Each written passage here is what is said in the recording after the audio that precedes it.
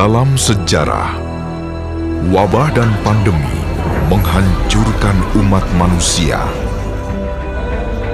bahkan sebuah peradaban.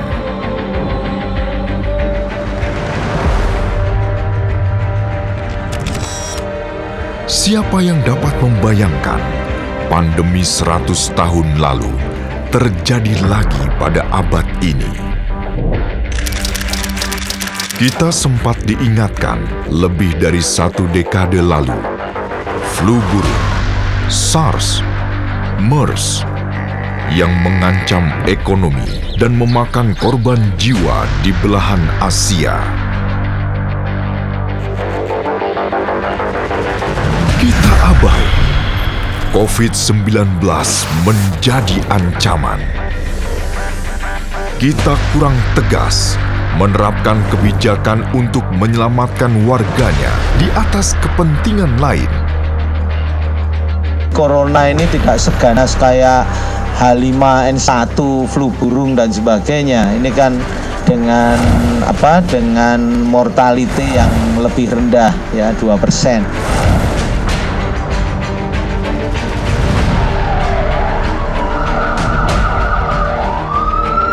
Angka kematian akibat COVID-19 di Indonesia menjadi yang tertinggi se-Asia Tenggara.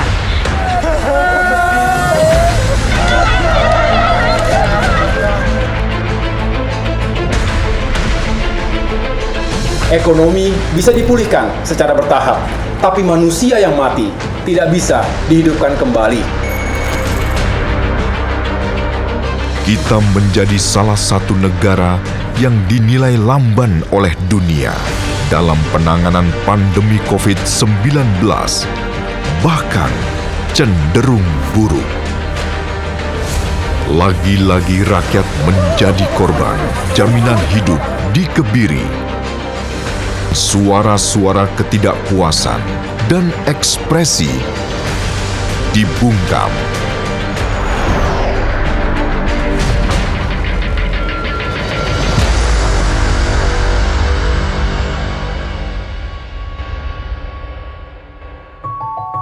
Ketepatan sebuah visi dan misi haruslah dibekali dengan pengetahuan dan pemahaman akan akar dari sebuah tantangan.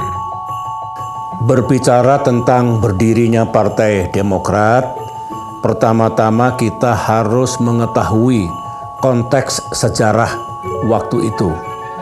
Partai Demokrat berdiri pada tahun 2001 atau 3 tahun setelah negara kita mengalami krisis besar, krisis nasional 1998. Dari situlah sebelumnya Partai Demokrat sebagai partai baru mengidentifikasi apa sebenarnya yang diinginkan oleh rakyat Indonesia pasca krisis 1998 dulu. Sebelum saya lanjutkan, menurut pandangan saya, di Indonesia ini ada 3 tonggak sejarah yang sangat penting. Yang pertama adalah 1945, berakhirnya pemerintahan kolonial.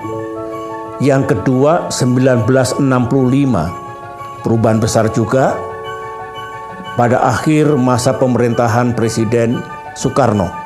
Dan kemudian 1998, akhir masa pemerintahan Presiden Soeharto.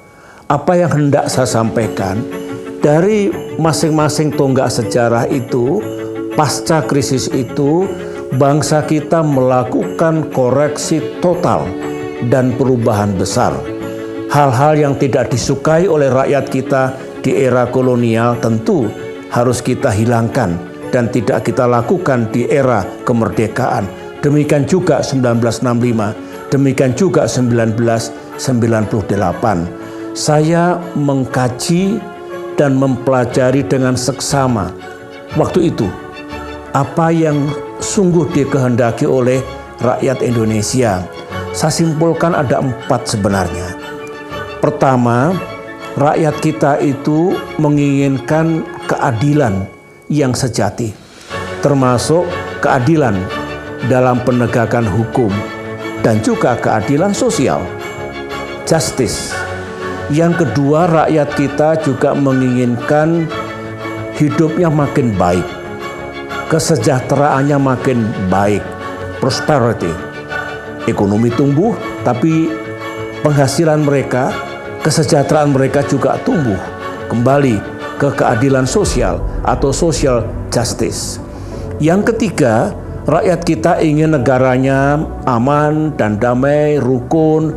Ingat, setelah 1998, 3 tahun berturut-turut, negara kita mengalami instabilitas. Keamanan di sana-sini robek. Banyak sekali disorder. Oleh karena itu, ke depan tentu mereka menginginkan Indonesianya benar-benar makin aman, makin damai, dan rakyatnya rukun serta bersatu. Dan yang terakhir, rakyat kita sungguh menginginkan demokrasinya tegak. Demokrasi yang dimaksud adalah bukan hanya soal kebebasan dan hak-hak asasi manusia, tapi juga kembali kepada supremasi hukum atau the rule of law, konstitusionalisme, pemilihan umum yang jujur dan adil, kemudian checks and balances antar lembaga-lembaga negara, termasuk checks and balances antara negara dengan rakyat, dan banyak sekali nilai-nilai universal demokrasi. Itu yang diinginkan rakyat.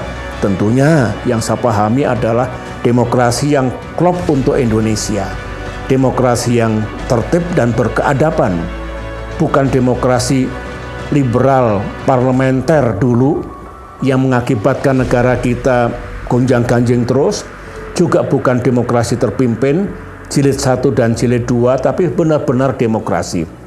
Itulah yang saya pahami dulu. Oleh karena itu, sebagai penggagas berdirinya Partai Demokrat, saya tuangkan juga dalam manifesto politik pada tahun itu, maka keempat hal itulah akhirnya menjadi platform perjuangan Partai Demokrat ke depan, menjadi visi dan misi besar Partai Demokrat untuk negeri tercinta ini. Nah, kalau ditanya lantas jati diri, garis ideologi, ataupun platformnya seperti apa, ya kembali kepada yang tadi itu. Kami tentu menganut azas Pancasila. Karena bagi Demokrat, Pancasila lah yang terbaik untuk bangsa kita. Yang kedua, kami menganut garis ideologi nasionalis religius. Nasionalis dalam arti partai kebangsaan. Tetapi nasionalisme yang kami maksud, kebangsaan yang kami maksud bukanlah yang tidak mengadopsi nilai-nilai agama yang luhur. Dan kami tidak ingin ada dikotomi, pertentangan antara nasionalis dengan agama. Oleh karena itulah kami pilih istilah nasionalis religius, dan itu kami tuangkan dalam manifesto politik pada tahun 2001. Platformnya ya 4 hal itu yang harus kita capai ke depan. Dan pada ADART tahun 2020 kemarin, dari 4 isu besar itu kami tambahkan lagi 1, yaitu pelestarian lingkungan. Jadi lengkap sudah, yang pertama justice, yang kedua prosperity, yang ketiga peace, yang keempat democracy, yang kelima environmental protections. Itulah yang hendak saya sampaikan. Dan ingat, setiap tonggak sejarah selalu ada transformasi dan reformasi. Demikian juga 1998. Itu visi Demokrat, itu misi Demokrat ke depan.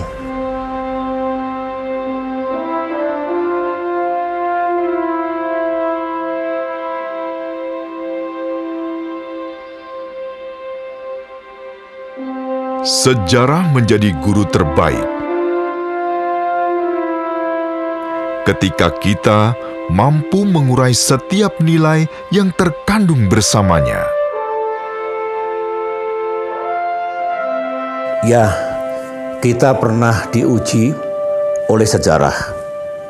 Pasang surut kehidupan partai kita, ups and down. Dan itu menurut saya justru cara Tuhan, cara Allah untuk menguji dan mempersiapkan Partai Demokrat untuk makin menjadi partai yang kuat, kokoh, dan tangguh. Nah, disitulah sebetulnya kalau kita kembali melakukan kilas balik, flashback, termasuk krisis besar pada tahun 2013 dulu, kita akhirnya alhamdulillah bisa melewati krisis itu karena ada sejumlah faktor yang kita miliki. Kalau kita bicara pelajaran apa yang dipetik, ya di situ faktornya. Faktor pertama adalah para pemimpinnya di samping cakap, tidak gamang, kemudian memiliki determinasi yang tinggi untuk mengatasi krisis itu. Kalau sedang berada di bawah, harus seperti apa partai kita. Jadi faktor kepemimpinan, leadership. Yang kedua juga faktor para kader. Kadernya kalau semuanya setia, ikut membantu mengatasi masalah, istilah saya menjadi bagian dari solusi dan bukan bagian dari masalah, maka paduan antara pemimpin dengan pengurus serta kader akan membuat semua yang dilakukan untuk mengatasi krisis itu menjadi berhasil. Itu yang paling penting kalau kita bicara what lesson to be learned.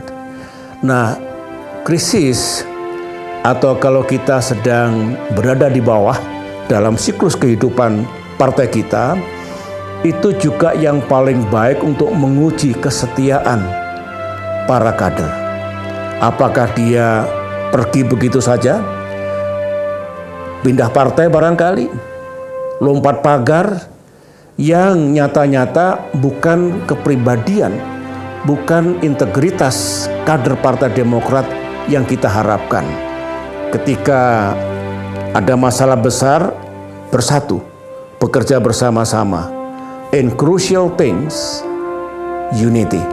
Bagaimana mengubah dari krisis menjadi peluang, from crisis to opportunity.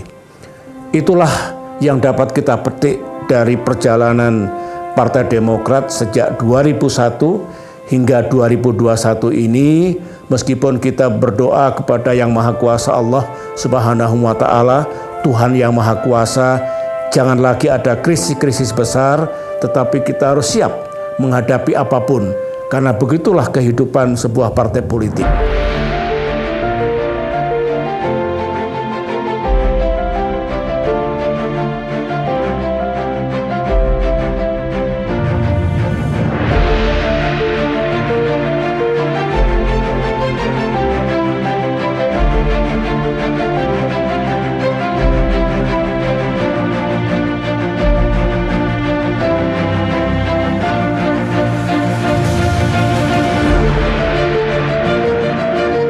Setiap pemimpin ada masanya. Setiap masa ada pemimpinnya. Mereka lahir dan dibentuk dari pengalaman. Bukan dengan karpet merah.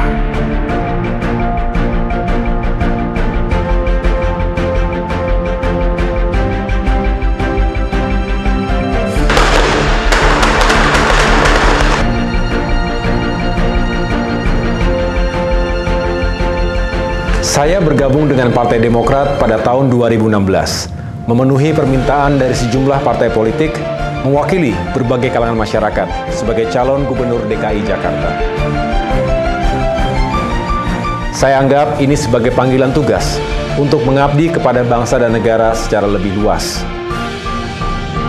Saya mengatakan bahwa saya siap untuk melakukan pengabdian yang lain, yaitu di dunia politik dan pemerintahan. Sejatinya, sebenarnya dari TNI pula lah saya belajar dan memiliki prinsip bahwa mengabdi untuk masyarakat, negara dan bangsa tidak mengenal batas waktu dan juga tidak mengenal wilayah penugasan.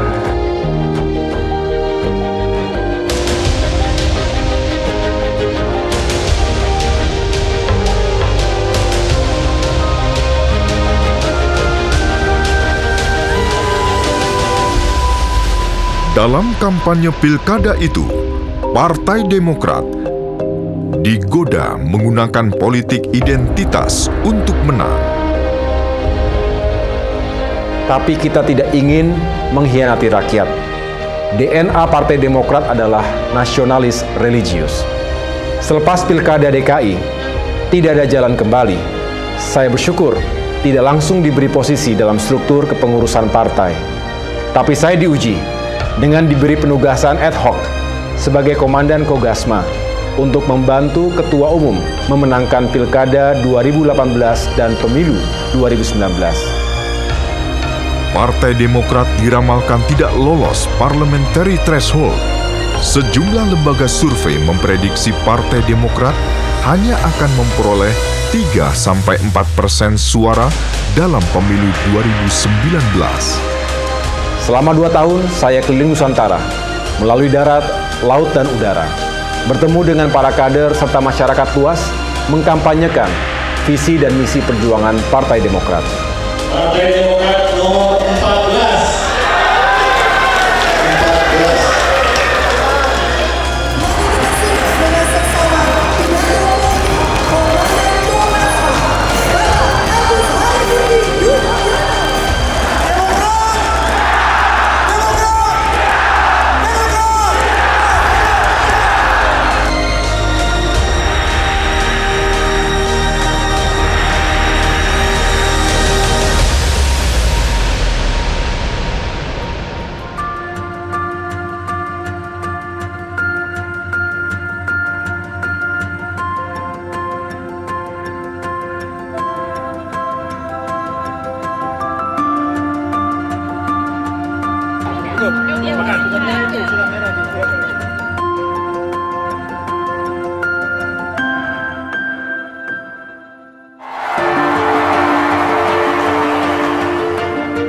Secara internal, kita juga serius membangun kualitas sumber daya manusia.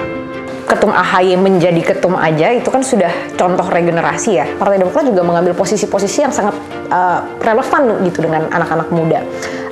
Contohnya misalnya stand Partai Demokrat di RUU Cipta Kerja kemarin, itu kan RUU yang anak muda sangat perhatikan gitu ya. Mas AHY selalu menaruh kepercayaan kepada anak buahnya, kepada para stafnya, dan juga memberikan kesempatan bagi orang-orang di sekitarnya untuk berkembang.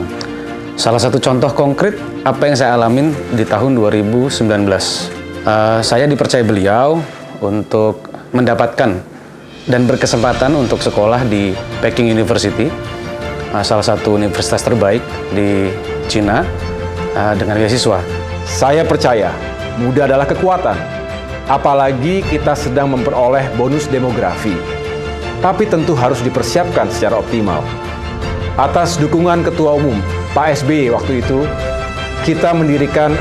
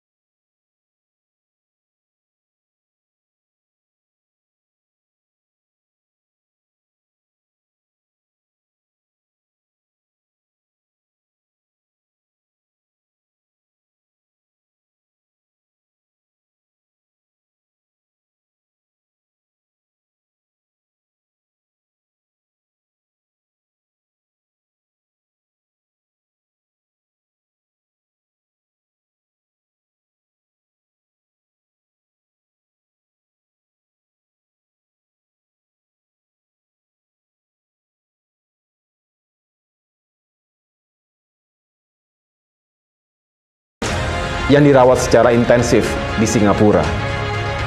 Ketua Umum Pak SBY akhirnya memerintahkan kepada saya untuk memimpin kampanye nasional.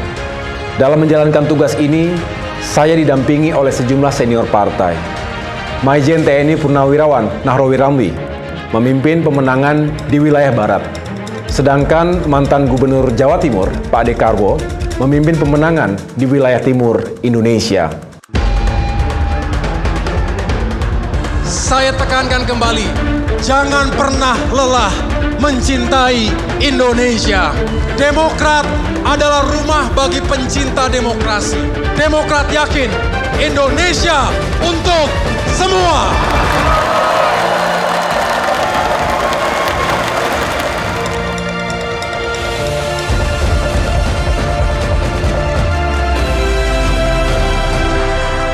Alhamdulillah, Partai Demokrat bisa mematahkan prediksi sejumlah lembaga survei tadi. Bahkan, memperoleh suara 2 kali lipat dari yang diramalkan. Keberhasilan bersama ini membuat AHY diberi amanah untuk duduk dalam struktur kepengurusan sebagai Wakil Ketua Umum. Namun pada saat yang bersamaan, keluarga besar Demokrat mengalami duka, kehilangan yang luar biasa. Dengan berpulangnya Ibu Ani Yudhoyono, seorang pejuang sejati, sejak berdirinya partai 20 tahun lalu, sampai dengan akhir hayatnya. Almarhumah adalah inspirasi untuk kita semua, dan juga jembatan komunikasi bagi para kader Demokrat. Saya pribadi banyak belajar dari beliau tentang semangat juang untuk selalu berpihak pada kepentingan rakyat. Bagi kita, Ibu Ani adalah the true spirit of Demokrat. Setiap dari kita akan berpulang, menyatu dengan tanah. Saat itu datang, nilai-nilai yang ditinggalkan manusia sepanjang hidupnya lah yang akan mengharumkan pengistirahatannya yang terakhir. Selamat jalan, Memo. We love you, and we will forever miss you.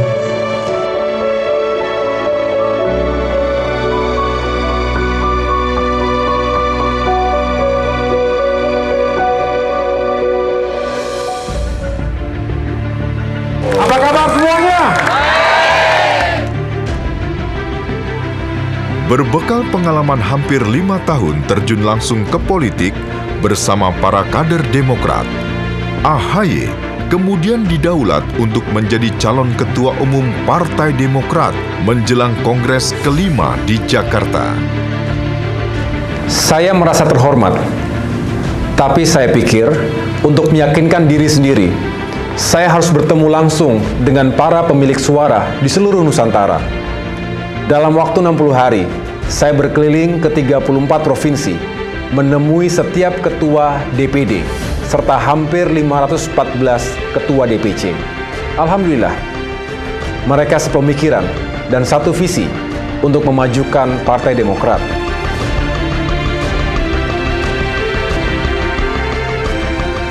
Telah ditetapkan secara aklamasi Bapak Agus Harimurti Yudhoyono sebagai Ketua Umum Partai Demokrat masa bakti 2020-2025. Dalam Kongres ke-5 Partai Demokrat pada bulan Maret 2020, secara aklamasi saya terpilih untuk mengemban amanah sebagai Ketua Umum Partai Demokrat periode 2020-2025. Usai Kongres ke-5, sejak saya terpilih menjadi Ketua Umum, sebenarnya kami merencanakan untuk melanjutkan gerilya Nusantara, menyapa langsung rakyat di berbagai daerah.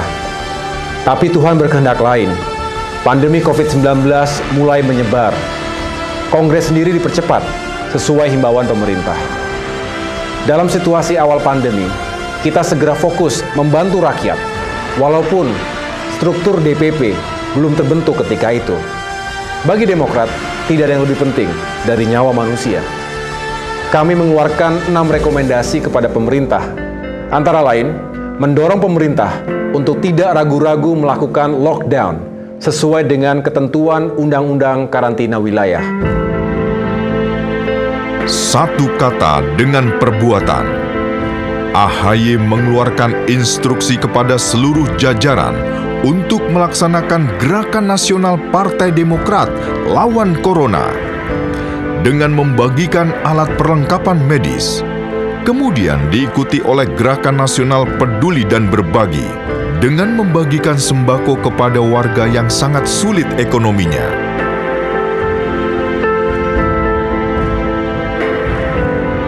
Alhamdulillah, dalam waktu kurang dari 3 bulan, kita bisa menyalurkan bantuan hasil swadaya kader lebih dari 250 miliar rupiah bagi saudara-saudara kita, masyarakat Indonesia yang sangat membutuhkannya.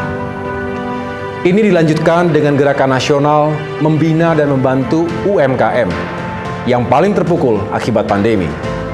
Kita juga melakukan pembinaan di samping memberikan bantuan, dan tentunya harapan kami UMKM sebagai ujung tombak perekonomian bangsa ini bisa tetap survive, bisa tetap kuat sesuai dengan semangat Partai Demokrat, bersama kita kuat, bersatu kita bangkit. Selain itu, untuk membantu para pelajar yang kesulitan mengikuti pendidikan jarak jauh, kita melakukan gerakan nasional Wi-Fi gratis. Sekarang Partai Demokrat dianggap sebagai partai yang terdepan untuk memberikan bantuan-bantuan masyarakat. Jadi di dalam situasi pandemi ini, justru dengan instruksi ketum dan dengan semangatnya para kader turun ke lapangan, sehingga masyarakat merasakan manfaatnya. Dalam bahasa mereka akan mengingat partai mana atau siapa yang datang ke mereka pada saat mereka sedang mengalami kesulitan. Karena ini bukan mencari dukungan politik, ini adalah tentang kemanusiaan. Dalam rangka membangun komunikasi dan sinergi yang baik dengan berbagai elemen bangsa, Partai Demokrat di bawah kepemimpinan AHY bergerak melakukan silaturahmi 360 derajat. Di tingkat pusat, AHY menyambangi ketua umum partai politik lain.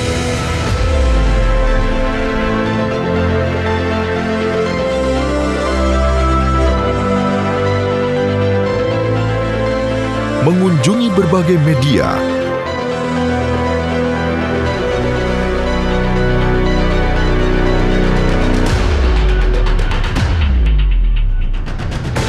organisasi-organisasi massa, serta organisasi keagamaan.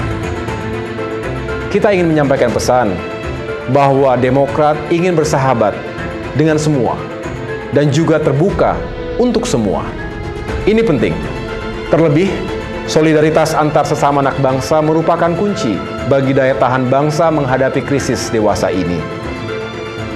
Kita juga terus memperjuangkan harapan rakyat di parlemen.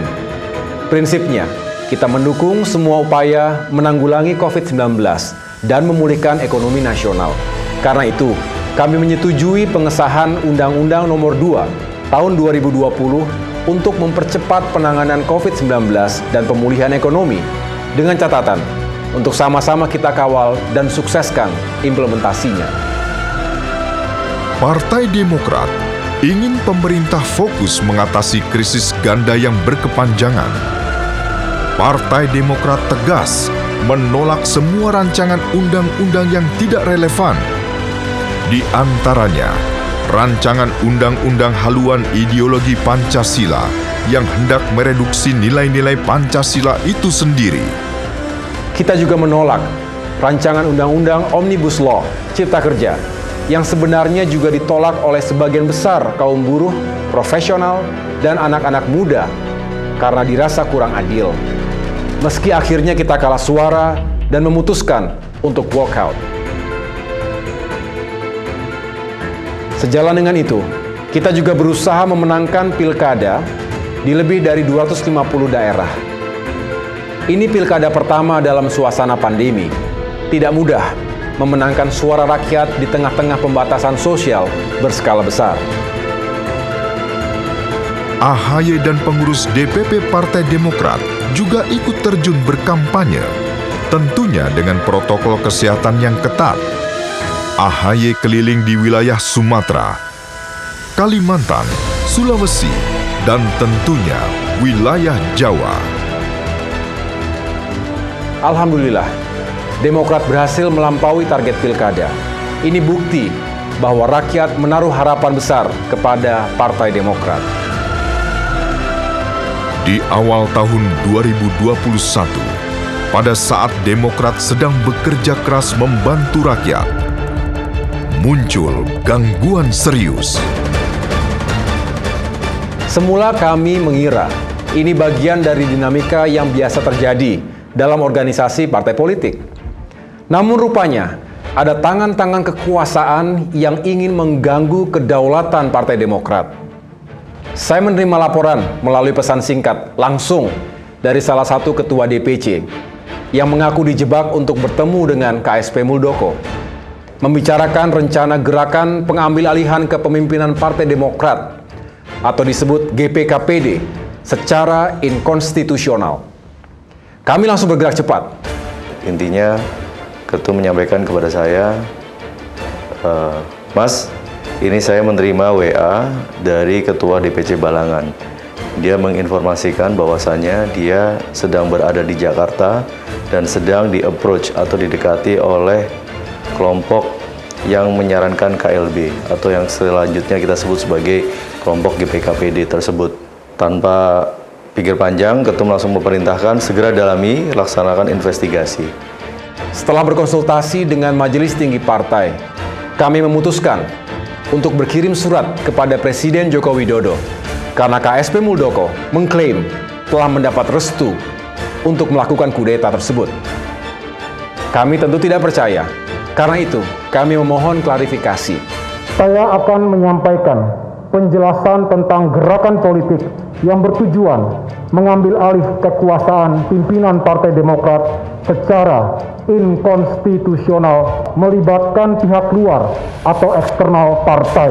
Seorang pejabat tinggi pemerintahan yang sekali lagi sedang kami mintakan konfirmasi dan klarifikasinya kepada Presiden Joko Widodo. Partai Demokrat mensinyalir adanya upaya pengambilan paksa kepemimpinan Partai Demokrat oleh sejumlah oknum kader dan non-kader partai. Agus Harimurti Yudhoyono menyebut ada rencana sistematis yang dilakukan sejumlah pihak untuk mengambil alih Partai Demokrat. Meski namanya tak disebut secara terbuka, KSP Muldoko langsung membantah keterlibatannya. Demokrat ada Pak SBY, ada putranya Mas AHY. Apalagi kemarin dipilih secara aklamasi. Muldoko mau kudeta, kudeta apa nih di kudeta? Tapi kemudian terbukti ia menjilat ludahnya sendiri. KSP Muldoko hadir dalam KLB ilegal di Deli Serdang. Gerakan pengambil alihan kepemimpinan Partai Demokrat itu satu istilah yang menurut saya memang pas. Kenapa? Karena langkah yang mereka ambil adalah memang memperlihatkan pengambil alihan. Bahkan bukan hanya kepemimpinan, ini partai mau diambil. Ini terlihat bahwa terjadi suatu deception, terlihat bahwa terjadi satu pembodohan terhadap partai, terutama kader. Dibilangnya oleh mereka, KLB ini untuk menyelamatkan partai. KLB ini untuk menyayangi partai. Siapa? Mereka? Bukan. Justru yang pertama, kalau mereka sayang sama partai, kenapa partai ini dijual kepada orang lain? Yang kedua, kalau mereka memang sayang kepada partai, kenapa partai ini dipecah belah? Bahkan aturan main ADART tentang KLB pun dilanggar oleh mereka. Waktu itu pilihan untuk kita adalah terjun langsung membubarkan KLB ilegal tersebut atau saya memimpin perjuangan di Jakarta. Akhirnya saya putuskan untuk memanggil seluruh ketua DPD provinsi ke Jakarta. Alhamdulillah, seluruhnya solid, kompak, semangat dan siap untuk melawan GPKPD. Sementara Ketua Umum Partai Demokrat Agus Harimurti Yudhoyono menyatakan Kepala Staf Kepresidenan Muldoko merupakan musuh bersama. Ada 4 benteng perlawanan yang Ketum arahkan kepada kami untuk kita pertahankan. Yang pertama adalah benteng secara hukum. Ya, kemudian yang kedua adalah secara politik. Yang ketiga adalah benteng pertahanan secara opini publik. Dan yang keempat adalah benteng pertahanan soliditas para kader utama Partai Demokrat se-Indonesia. Dalam hal ini Ketua DPD, Ketua DPC, dan para pemilik suara.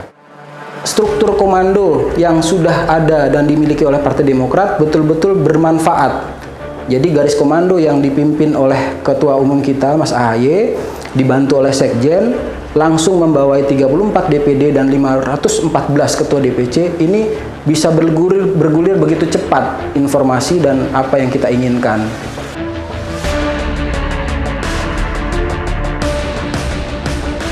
Kami bersama 34 Ketua DPD mengunjungi Kemenkumham dan KPU untuk menyerahkan bukti-bukti yuridis kami.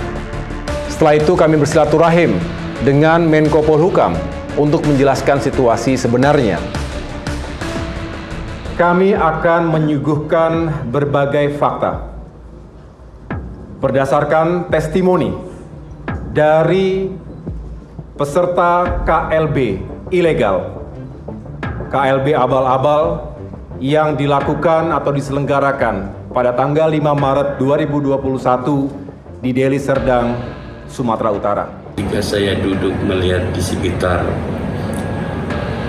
kiri kanan orang ini saya nggak kenal. 412 peserta yang ikut dalam kongres ini suara hantu. Dari bukti-bukti lapangan bisa kita simpulkan tidak ada pemilik suara yang sah hadir di Deli Serdang. Hanya segelintir kader yang hadir. Banyak juga yang mantan kader. Itu pun sebagian kembali lagi ke Partai Demokrat karena merasa dijebak atau terjebak oleh kelompok GPK-PD tersebut. Bagaimanapun saya bangga, kita semua bangga atas keberanian dan kejujuran. Artinya, Bung Gerald, Bung Rahman masih punya hati. Masih punya kesetiaan bersama para sahabat Partai Demokrat yang memang telah berjuang sekian lama bersama-sama. Kami maafkan mereka. Dengan kata lain, KLB di Deli Serdang ini memang ilegal. Apalagi cukup banyak pesertanya yang ternyata adalah kader partai lain. Ketum menyampaikan bahwa ini bukan hanya permasalahan Partai Demokrat. Ini adalah permasalahan demokrasi Indonesia. Bagaimana kita bisa menyelamatkan demokrasi Indonesia yang terancam oleh sosok yang dekat dengan pusat kekuasaan. Kali ini Partai Demokrat, lain kali bisa saja yang lainnya gitu loh. Kita bersyukur, bagaikan bola salju, dukungan juga datang dari berbagai kalangan. Para akademisi, aktivis, media, bahkan para tokoh agama, serta berbagai elemen masyarakat sipil lainnya. Demokrat berkoalisi dengan rakyat. Ini pula yang menjadikan semangat dan spirit persatuan, gempuran-gempuran oleh pihak lain yang ingin memecah belah Partai Demokrat melalui gerakan GPK-PD. Tentu ini juga menjadi ujian, dan ujian ini bisa kita lalui. Kenapa? Ya tadi ada semangat spirit. Sebagai partai politik anak kandung reformasi, saya yakin bahwa semangat dan spirit persatuan itulah yang kita juga bagian dari perjalanan sejarah. Masih terdapat beberapa kelengkapan yang belum dipenuhi, antara lain perwakilan Dewan Pimpinan Daerah (DPD), Dewan Pimpinan Cabang (DPC) tidak disertai mandat dari Ketua DPD (DPC). Dengan demikian, pemerintah menyatakan bahwa permohonan pengesahan hasil Kongres Luar Biasa di Deli Serdang, Sumatera Utara tanggal 5 Maret 2021 ditolak. Menteri Hukum dan HAM Republik Indonesia, Yasona Halawi. Alhamdulillah, pemerintah memegang janjinya untuk bersikap objektif dan mengambil keputusan berdasarkan hukum yang berlaku. Apresiasi kami kepada pemerintah dan rakyat Indonesia. Tapi saya diingatkan oleh senior-senior saya di militer, KSP Muldoko punya karakter, tidak akan berhenti sampai memperoleh apa yang ia inginkan. Demokrat diminta untuk tetap waspada. Peringatan ini terbukti KSP Muldoko tanpa malu mengaku-ngaku sebagai Ketua Umum Partai Demokrat, menempuh langkah hukum dengan menggugat pemerintah melalui PT UN. Kita tidak gentar sama sekali. Tapi kita berharap hukum dan keadilan tetap tegak di negeri ini. Saya mengajak seluruh pengurus dan kader, serta masyarakat luas untuk mengawal terus penyelesaian kasus ini. Jangan kasih kendor. Karena ini tidak hanya bisa terjadi di Partai Demokrat, tapi juga di partai-partai lainnya, bahkan di organisasi-organisasi lainnya. Intervensi kekuasaan seperti ini merusak demokrasi. Kita juga berharap hati nurani dan kebebasan berekspresi rakyat tidak dibungkam. Saya mengamati prosesnya dan saya telah menelaah, melakukan kajian hukum terhadap substansi gugatan. Saya sampai pada satu kesimpulan bahwa tidak ada celah hukum sedikit pun untuk gugatan itu bisa dikabulkan oleh hakim di pengadilan. Saya menghimbau semua kader untuk tetap yakin, dan sebagai politisi dan juga sebagai ahli hukum, dan saya di DPR selama ini boleh dibilang 20 tahun di menekuni bidang hukum dan mitra dengan aparat penegak hukum, saya sangat yakin hakim di pengadilan akan memberikan keadilan yang sebenar-benarnya untuk Partai Demokrat. Meski demikian, selalu ada hikmah di balik suatu peristiwa. Pasca perjuangan kita semua melawan kezoliman politik tersebut, alhamdulillah, elektabilitas Partai Demokrat menunjukkan tren yang positif, konsisten naik. Saya salut bahwa di tengah setelah Kongres langsung berhadapan dengan KLB ini, Mas Ahaye bisa mengendalikan ini dengan baik. Ini kan ujian yang luar biasa. Nah, ujian ini lolos. Dan tentu ini penilaian tersendiri, bukan hanya internal partai, tapi juga publik melihat itu.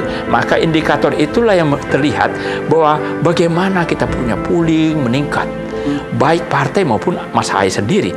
Karena publik mudah melihat, apakah betul Mas Ahaye ini punya kapasitas untuk bisa dinilai bahwa Mas Ahaye bisa membuktikan bahwa dia bisa lolos dalam semua tantangan ini, dan juga kita semakin terpercaya Partai Demokrat ini ke depan.